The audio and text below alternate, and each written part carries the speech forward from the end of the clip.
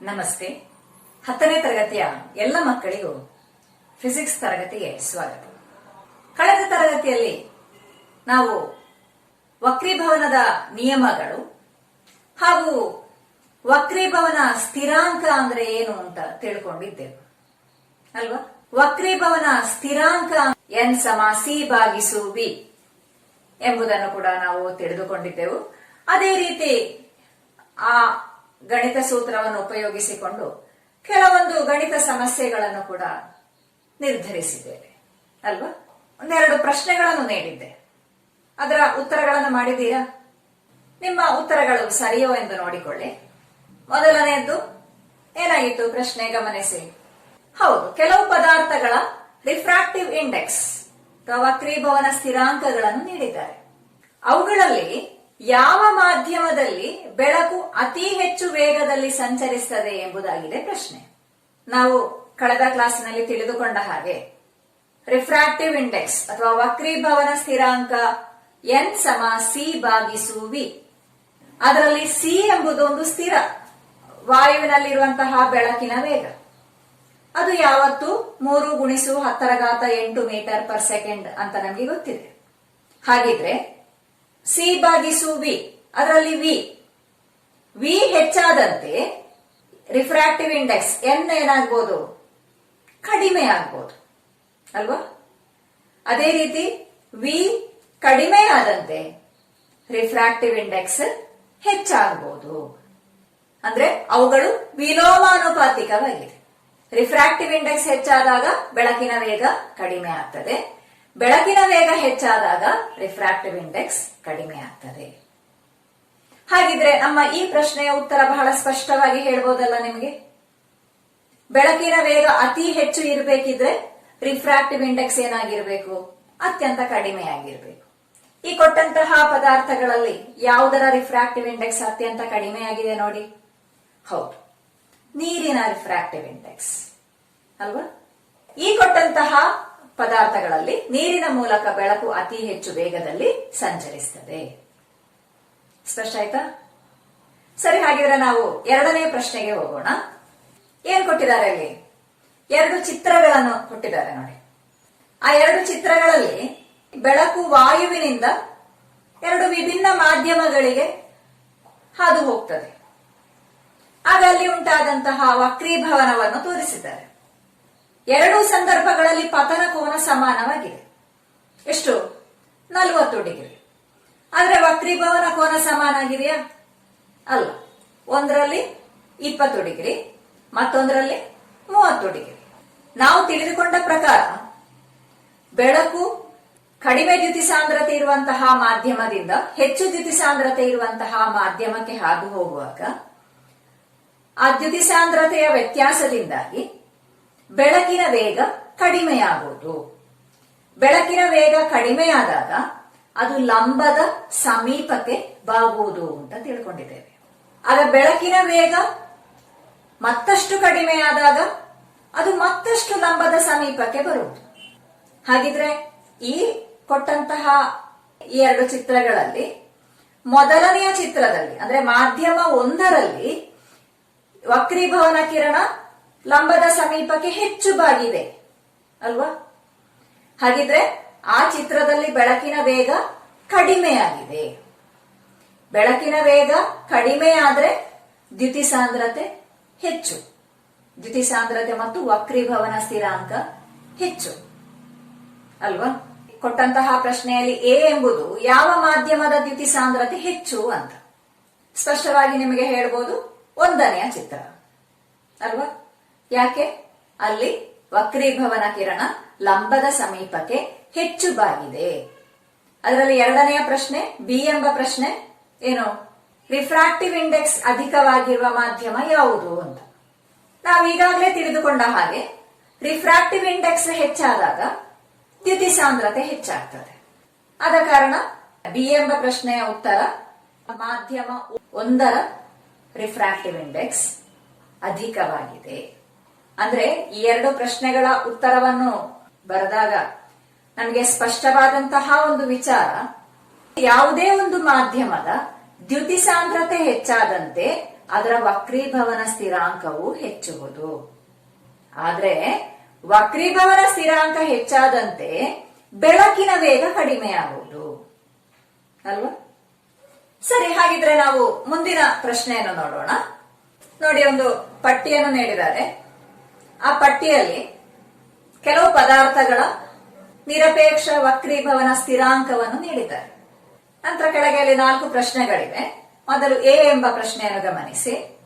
ಗರಿಷ್ಠ ದ್ಯುತಿ ಸಾಂದ್ರತೆ ಇರುವ ಮಾಧ್ಯಮ ಹಾಗೂ ಕನಿಷ್ಠ ದ್ಯುತಿ ಸಾಂದ್ರತೆ ಇರುವ ಮಾಧ್ಯಮವನ್ನು ಕಂಡುಹಿಡಿಯಲಿಕ್ಕೆ ಹೇಳಿದ್ದಾರೆ.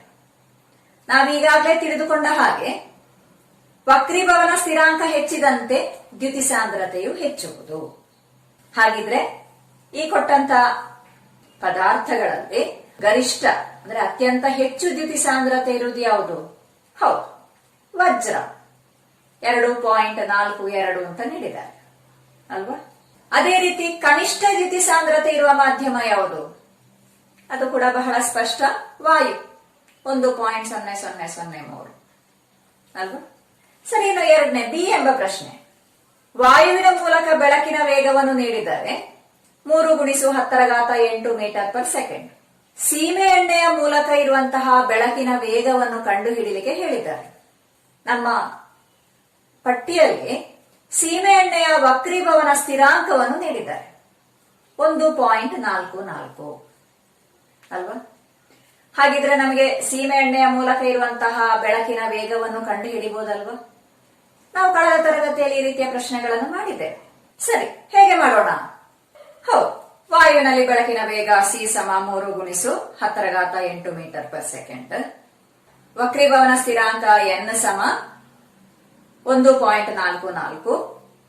ಸೀಮೆ ಎಣ್ಣೆಯ ಮೂಲಕ ಇರುವಂತಹ ಬೆಳಕಿನ ವೇಗ ಸಮ ಎಷ್ಟು ಅಂತ ಗೊತ್ತಿಲ್ಲ, ನಾವನ್ನು v ಅಂತ ತಕೊಳ್ಳೋಣ. ಹಾಗಿದ್ರೆ ನಮ್ಮ ಸೂತ್ರದ ಪ್ರಕಾರ ವಕ್ರೀಭವನ ಸ್ಥಿರಾಂಕ n = c/v.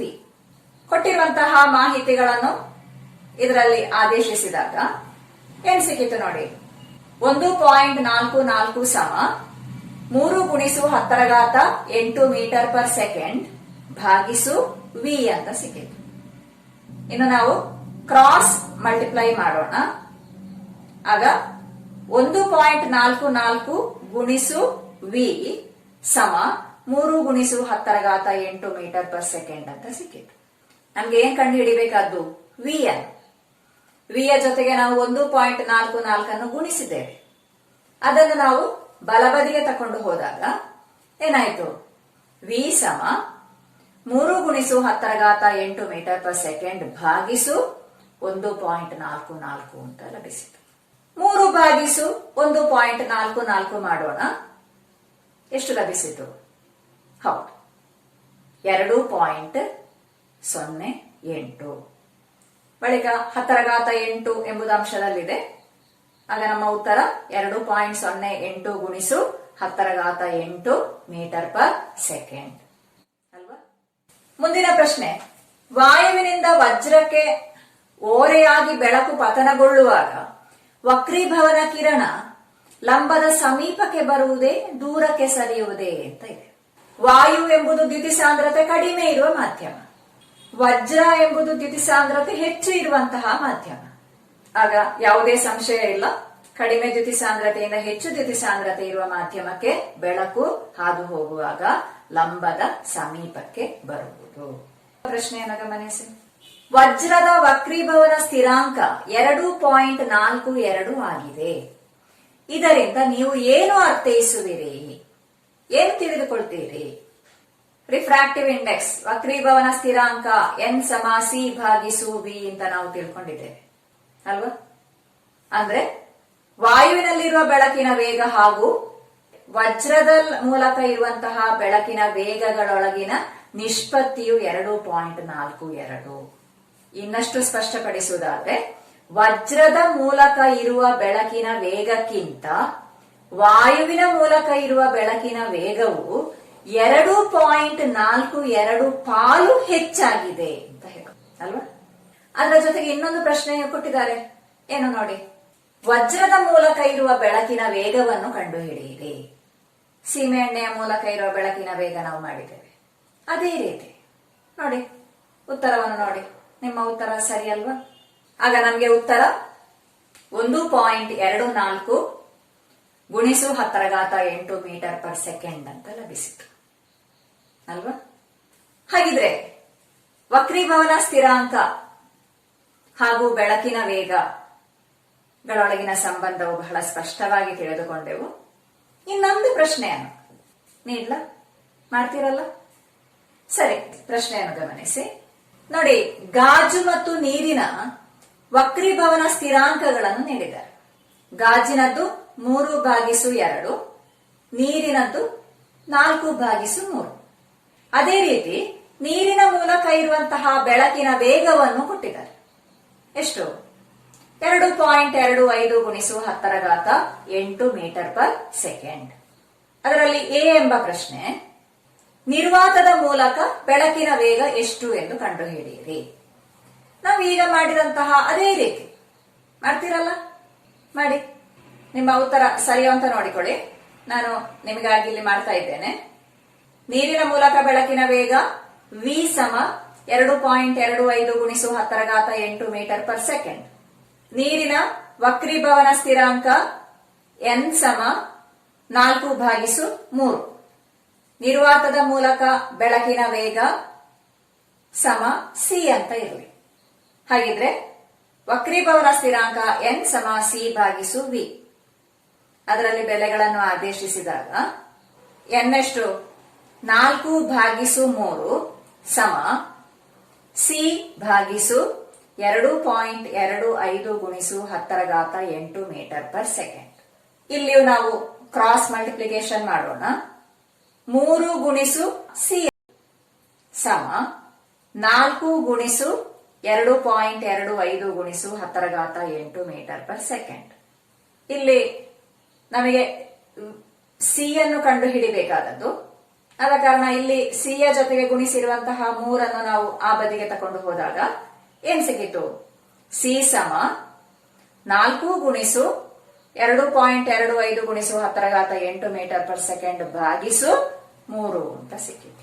ಸಮ 4 ಗುಣಿಸು 2.25 ಎಂಬುದು 9 ಆಗಿದೆ. ಆ 9/3 ಎಂಬುದು 3. ಅಲ್ಲಿ ಏನಿದೆ? 10⁸ ಇದೆ. ಆಗ ನಮ್ಮ ಉತ್ತರ ಏನ್ ಸಿಕ್ಕಿತು? 3 ಗುಣಿಸು 10⁸ ಮೀಟರ್ ಪರ್ ಸೆಕೆಂಡ್ ಅಂತ ಸಿಕ್ಕಿತು ಅಲ್ವಾ? ಸರಿ, ಹಾಗಿದ್ರೆ ಬಿ ಎಂಬ ಪ್ರಶ್ನೆ ಏನು? ಬಿ ಎಂಬ ಪ್ರಶ್ನೆ, ಗಾಜಿನ ಮೂಲಕ ಬೆಳಕಿನ ವೇಗ ಎಷ್ಟು ಅಂತ ಕಂಡುಹಿಡಿಯಿರಿ. ಇದೇ ರೀತಿ ಮಾಡಿ ಉತ್ತರವನ್ನು ಕಂಡುಹಿಡಿಯಿರಿ. ಮಾಡಿದ್ರ? ಸರಿ, ಅದರ ಉತ್ತರ ಗಮನಿಸಿ. ಹೌದು, ಉತ್ತರ 2 ಗುಣಿಸು 10⁸ ಮೀಟರ್ ಪರ್ ಸೆಕೆಂಡ್. ಅಂದ್ರೆ ಈಗ ವಕ್ರೀಭವನ ಸ್ಥಿರಾಂಕಕ್ಕೆ ಸಂಬಂಧಿಸಿ ಯಾವುದೇ ಪ್ರಶ್ನೆಯನ್ನು ಕೇಳಿದ್ರು ಅದಕ್ಕೆ ಉತ್ತರವನ್ನು ಕಂಡುಹಿಡಿಯಲಿಕ್ಕೆ ಸಾಧ್ಯ ಇರುವಂತಹ ಮಕ್ಕಳಾಗಿ ಬದಲಾಗಿದ್ದೀರಲ್ಲ ನೀವು.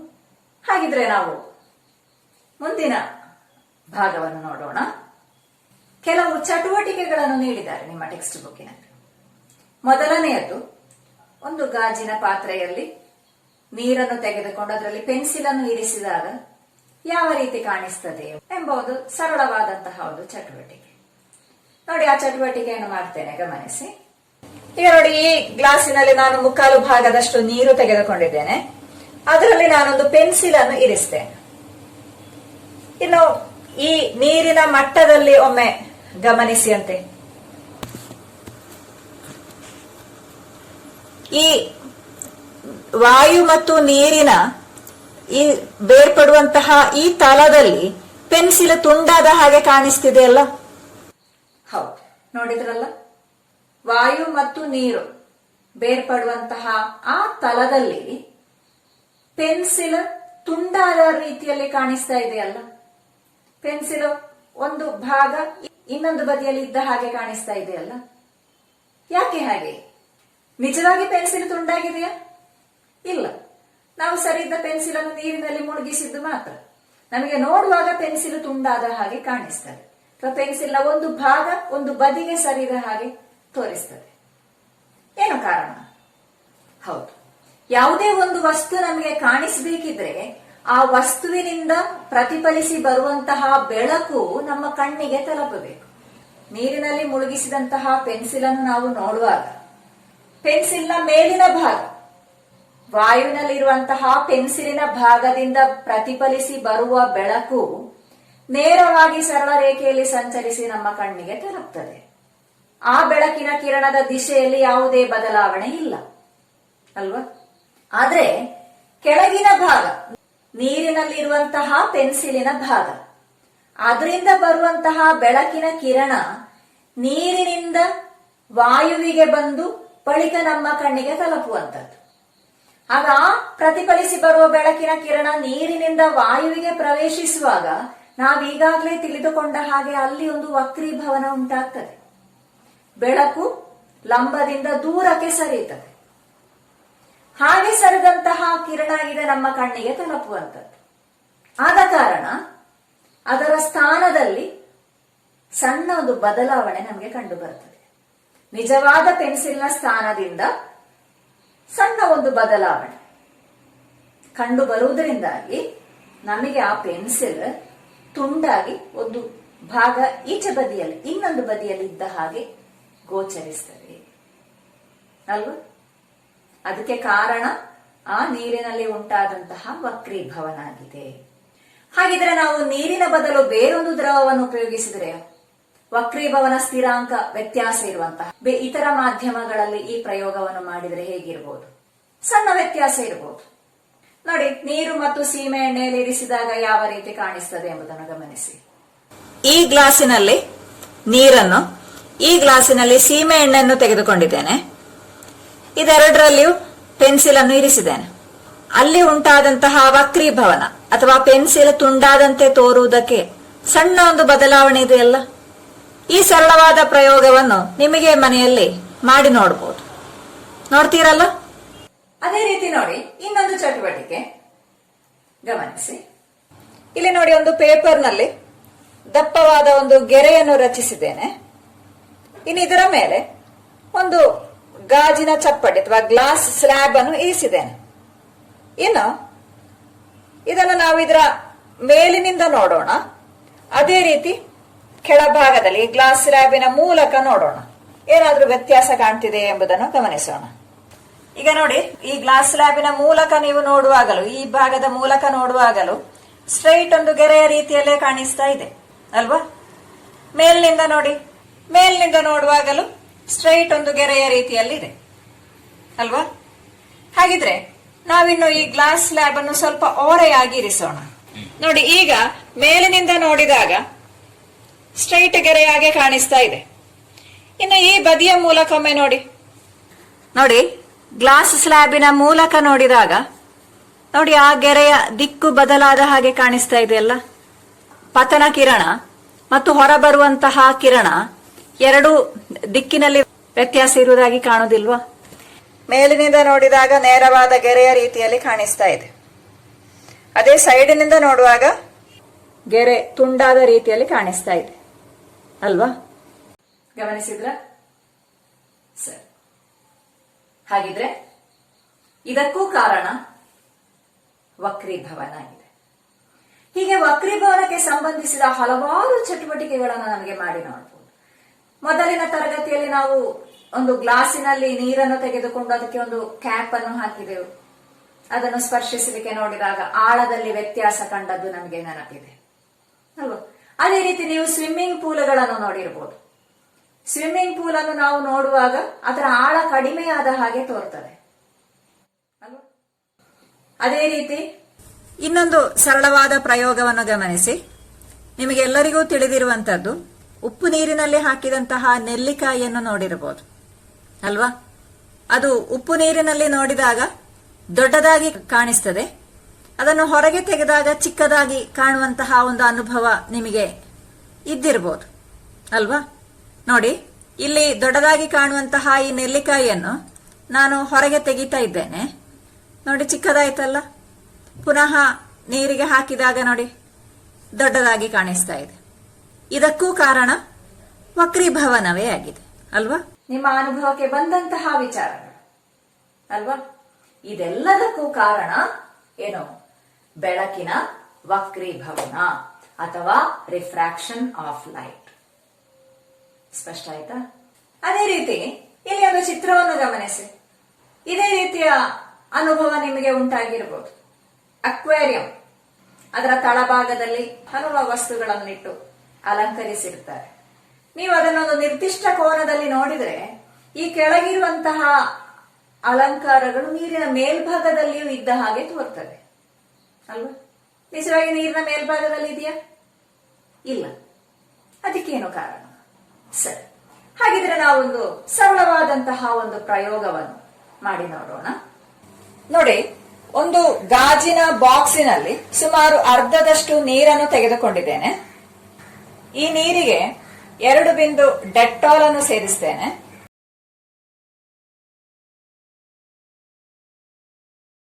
ಬಳಿಕ ಒಂದು ಅಗರಬತ್ತಿಯನ್ನು ಉರಿಸಿ ಇದರ ಮೇಲಿರುವಂತಹ ವಾಯುವಿನಲ್ಲಿ ನಾವು ಅಗರಬತ್ತಿಯ ಹೊಗೆಯನ್ನು ತುಂಬಿಸೋಣ.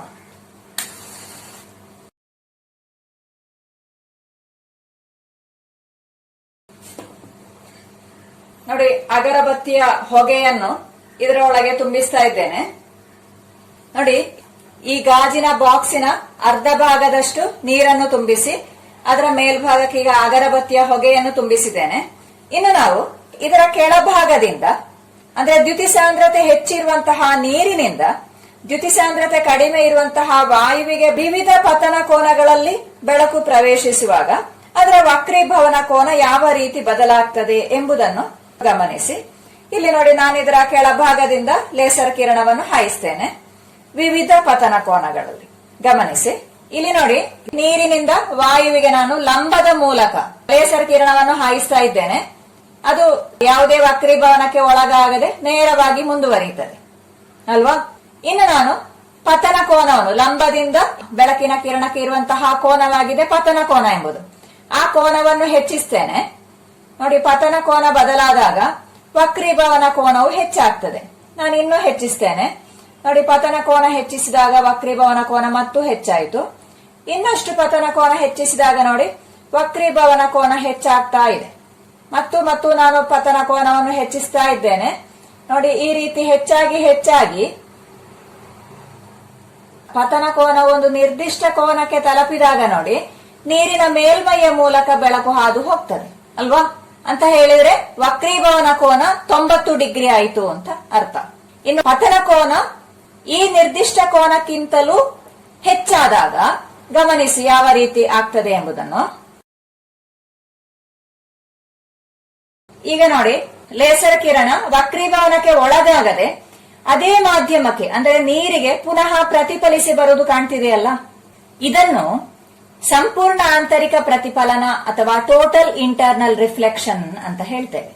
ದ್ಯುತಿ ಸಾಂದ್ರತೆ ಹೆಚ್ಚು ಇರುವಂತಹ ಮಾಧ್ಯಮದಿಂದ ದ್ಯುತಿ ಸಾಂದ್ರತೆ ಕಡಿಮೆ ಇರುವ ಮಾಧ್ಯಮಕ್ಕೆ ಬೆಳಕು ಒಂದು ನಿರ್ದಿಷ್ಟ ಕೋನಕ್ಕಿಂತ ಹೆಚ್ಚಿನ ಕೋನದಲ್ಲಿ ಪತನವಾದಾಗ ಬೆಳಕು ಅದೇ ಮಾಧ್ಯಮಕ್ಕೆ, ದ್ಯುತಿ ಸಾಂದ್ರತೆ ಹೆಚ್ಚು ಇರುವಂತಹ ಮಾಧ್ಯಮಕ್ಕೆ ಪ್ರತಿಫಲಿಸಿ ಬರುವುದನ್ನು ಸಂಪೂರ್ಣ ಆಂತರಿಕ ಪ್ರತಿಫಲನ ಎನ್ನುತ್ತೇವೆ. ಹಾಗಿದ್ರೆ ಈ ನಿರ್ದಿಷ್ಟ ಕೋನ, ಯಾವ ಕೋನದಲ್ಲಿ ವಕ್ರೀಭವನ ಕೋನ 90 ಡಿಗ್ರಿ ಆಗ್ತದೋ ಆ ಕೋನವನ್ನು ಸಂದಿಗ್ಧ ಕೋನ ಅಥವಾ ಕ್ರಿಟಿಕಲ್ ಆಂಗಲ್ ಎನ್ನುತ್ತೇವೆ. ಸ್ಪಷ್ಟ ಆಯ್ತಾ? ಸರಿ, ಪ್ರಯೋಗ ನೋಡಿದ್ರಲ್ಲ, ಏನ್ ತಿಳ್ಕೊಂಡ್ರಿ? ನೋಡಿ, ಈ ಚಿತ್ರವನ್ನು ಗಮನಿಸಿ. ನೀವು ಪ್ರಯೋಗದಲ್ಲಿ ಕಂಡುಕೊಂಡ ವಿಚಾರ ಹಾಗೂ ಈ ಚಿತ್ರದಲ್ಲಿ ನೀಡಿರುವಂತಹ ವಿಚಾರಗಳು ಸರಿಯಲ್ವಾ? ಹೌದು. ಆರಂಭದಲ್ಲಿ ನೀರಿನ ತಳಭಾಗದಿಂದ ಲೇಸರ್ ಕಿರಣವನ್ನು ನೀರಿಗೆ ಲಂಬವಾಗಿ ಹಾಯಿಸಿದಾಗ ಅದು ನೇರವಾಗಿ ಮುಂದುವರಿಯಿತು. ಅದೇ ರೀತಿ ಲಂಬದಿಂದ ಒಂದು ನಿರ್ದಿಷ್ಟ ಕೋನದಲ್ಲಿ ಪತನವಾಗುವಂತೆ ಮಾಡಿದಾಗ ಏನಾಯ್ತು? ನೀರಿನಿಂದ ವಾಯುವಿಗೆ ಲೇಸರ್ ಕಿರಣ ವಕ್ರೀಭವನಗೊಂಡು ಹಾದು ಹೋಗ್ತದೆ. ಆ ಪತನ ಕೋನವನ್ನು ಹೆಚ್ಚಿಸಿದಾಗ ವಕ್ರೀಭವನ ಕೋನ ಮತ್ತಷ್ಟು ಹೆಚ್ಚಾಯಿತು. ಮತ್ತು ಪತನ ಕೋನವನ್ನು ಹೆಚ್ಚಿಸಿದಾಗ ಮತ್ತಷ್ಟು ವಕ್ರೀಭವನ ಹೆಚ್ಚಾಗ್ತಾ ಹೋಗ್ತದೆ. ಪತನ ಕೋನವು ಒಂದು ನಿರ್ದಿಷ್ಟ ಕೋನಕ್ಕೆ ತಲುಪಿದಾಗ ವಕ್ರೀಭವನ ಕೋನ 90 ಡಿಗ್ರಿ ಆಗ್ತದೆ. ಅದು ನೀರಿನ ಮೇಲ್ಮೈಯ ಮೂಲಕ ಸಂಚರಿಸುತ್ತದೆ ವಕ್ರೀಭವನ ಕಿರಣ. ಮತ್ತಷ್ಟು ನಾವು ಪತನ ಕೋನವನ್ನು ಹೆಚ್ಚಿಸಿದಾಗ ವಕ್ರೀಭವನಗೊಂಡು ನೀರಿನಿಂದ ವಾಯುವಿಗೆ ಬೆಳಕು ಪ್ರವೇಶಿಸುವ ಬದಲು ಏನಾಗ್ತದೆ, ಪುನಃ ನೀರಿಗೆ ಪ್ರತಿಫಲಿಸ್ತದೆ ಅಲ್ವಾ? ಇದನ್ನು ಸಂಪೂರ್ಣ ಆಂತರಿಕ ಪ್ರತಿಫಲನ ಅಥವಾ ಟೋಟಲ್ ಇಂಟರ್ನಲ್ ರಿಫ್ಲೆಕ್ಷನ್ ಅಂತ ಹೇಳ್ತೇವೆ. ಹಾಗಿದ್ರೆ ಆ ಒಂದು ನಿರ್ದಿಷ್ಟ ಕೋನದಲ್ಲಿ ವಕ್ರೀಭವನ ಕಿರಣ 90 ಡಿಗ್ರಿ ಆಗಿ ನೀರಿನ ಮೇಲ್ಮೈಯಲ್ಲಿ ಹಾದು ಹೋಯ್ತಲ್ಲ, ಆ ಕೋನವನ್ನು ಸಂದಿಗ್ಧ ಕೋನ ಅಂತ ಹೇಳ್ತೇವೆ. ಹಾಗಿದ್ರೆ ಸಂದಿಗ್ಧ ಕೋನ ಅಂದ್ರೆ ಏನು ಅಂತ ಹೇಳ್ಬೋದಾ?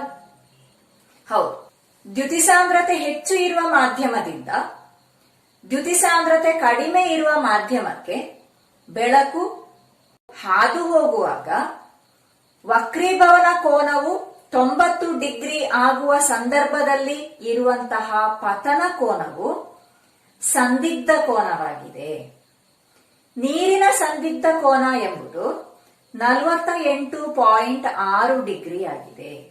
When a ray of light passes from a medium of greater optical density to that of lower optical density, the angle of incidence at which the angle of refraction becomes 90 degree is the critical angle. The critical angle in water is 48.6 degree.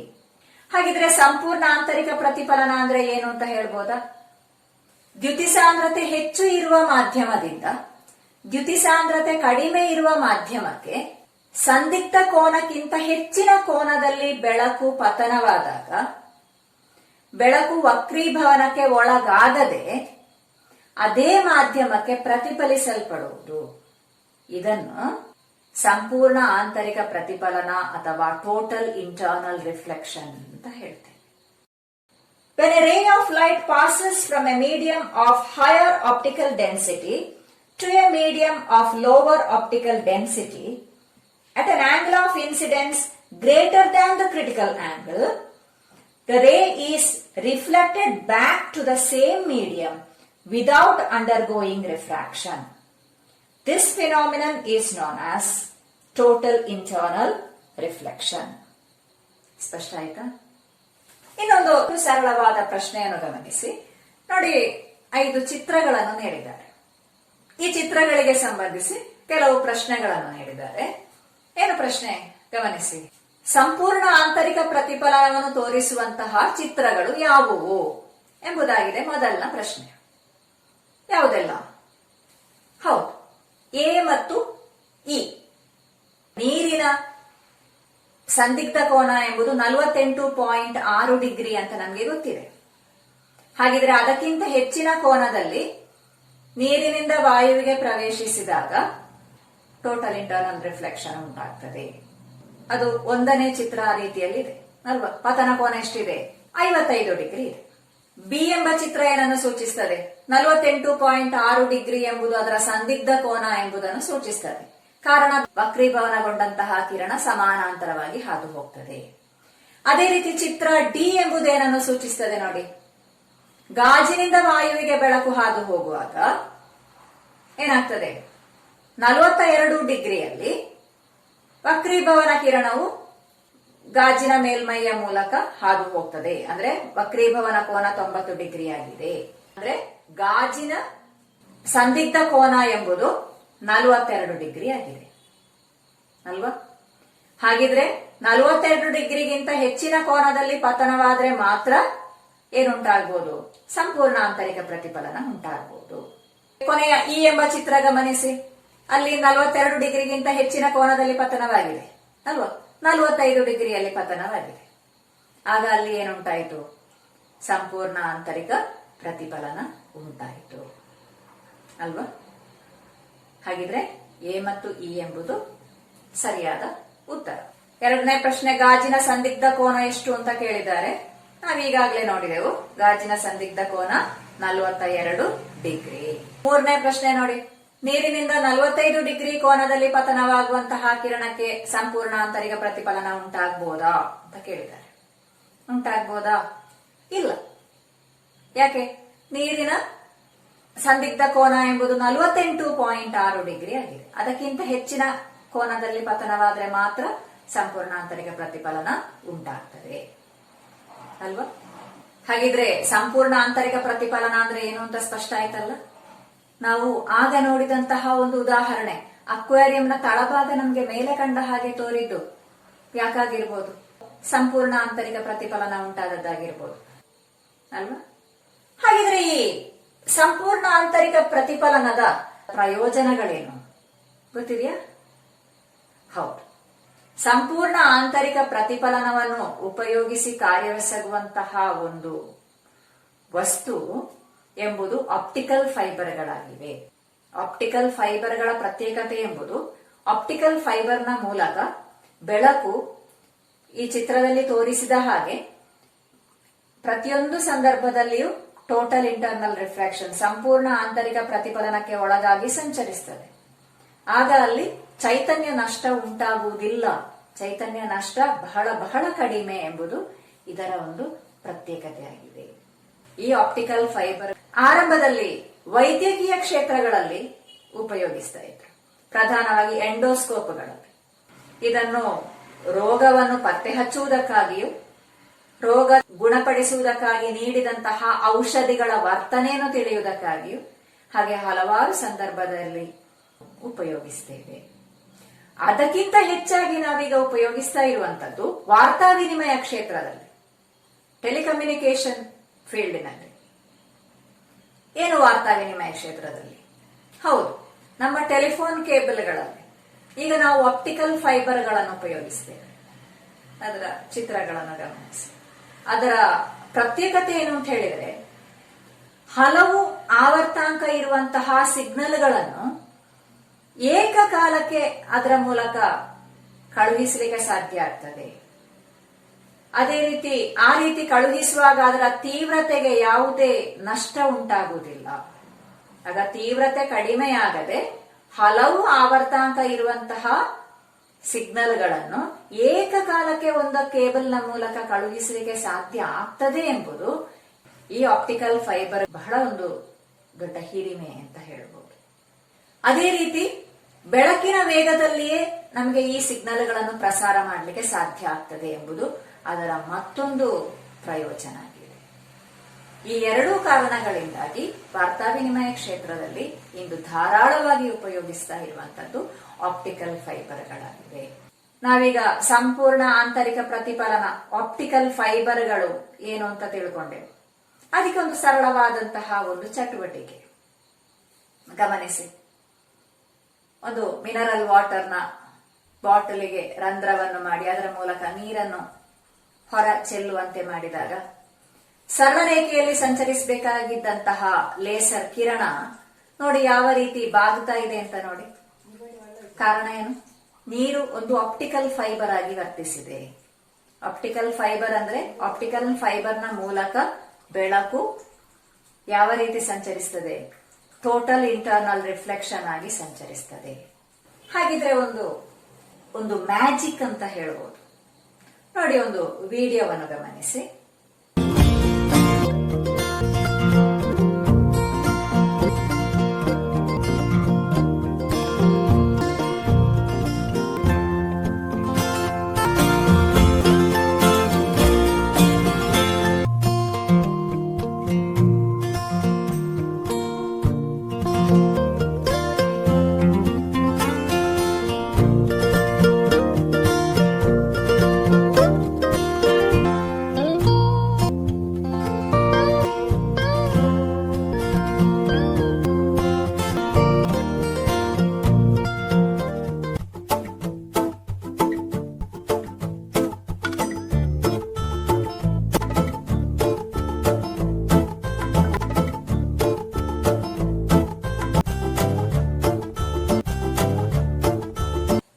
ವಿಡಿಯೋದಿಂದ ಏನ್ ತಿಳ್ಕೊಂಡ್ರಿ?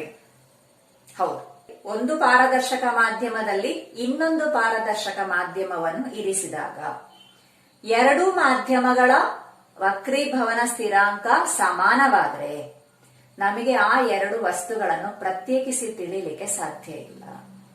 ಒಂದು ಪಾರದರ್ಶಕ ಮಾಧ್ಯಮದಲ್ಲಿ ಇನ್ನೊಂದು ಪಾರದರ್ಶಕ ಮಾಧ್ಯಮವನ್ನು ಇರಿಸಿದ್ರೆ ನಮಗೆ ಆ ವಸ್ತುವನ್ನು ಕಾಣಬೇಕಿದ್ರೆ ಅವುಗಳ ವಕ್ರೀಭವನ ಸ್ಥಿರಾಂಕ ಭಿನ್ನವಾಗಿರಬೇಕು. ಅಂತ ಸ್ಪಷ್ಟ ಆಯ್ತಲ್ಲ? ಸರಿ. ಹಾಗಿದ್ರೆ ನಾವು ಇಂದಿನ ತರಗತಿಯಲ್ಲಿ ಪ್ರಧಾನವಾಗಿ ತಿಳಿದುಕೊಂಡಂತಹ ವಿಚಾರ, ನಾವು ವಕ್ರೀಭವನ ಸ್ಥಿರಾಂಕಕ್ಕೆ ಸಂಬಂಧಿಸಿದಂತಹ ಕೆಲವು ಪ್ರಶ್ನೆಗಳ ಉತ್ತರಗಳನ್ನು ಕಂಡುಕೊಂಡೆವು.